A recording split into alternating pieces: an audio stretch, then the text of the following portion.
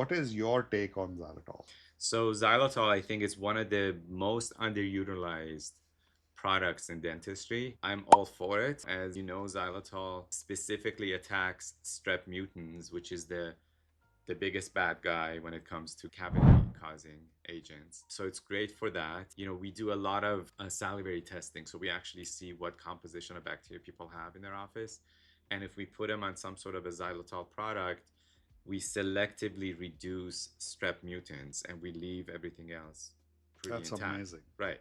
So I'm a big fan of xylitol, but like you said, you got to have a certain concentration of the xylitol for it to be effective. I agree. Less than 10% is not, Yeah, it's useless. It's right, like somebody came to me and said, I want a cup of tea, and what if I put a cup of tea with one dip in it and right. gave it to you? It's not going to Yeah, be it's not tea. tea. That's So similarly, people put 0.5% xylitol right, and they call it with xylitol.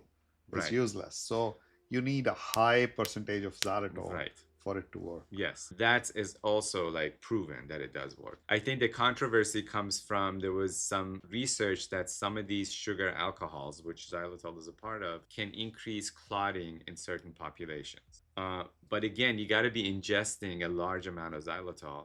And like I said before, you don't want to be ingesting any of this stuff anyway. You want to spit out your mouthwash, you want to spit out your oil pulling, you want to spit out everything. So you shouldn't be ingesting a ton of this stuff anyway. And if you're following the directions properly, I don't see any issues.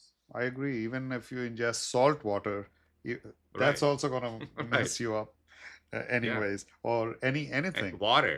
Water. Water can be a poison if you have too Yeah. much of it. So I'm going to ask you one other question about that is very controversial nowadays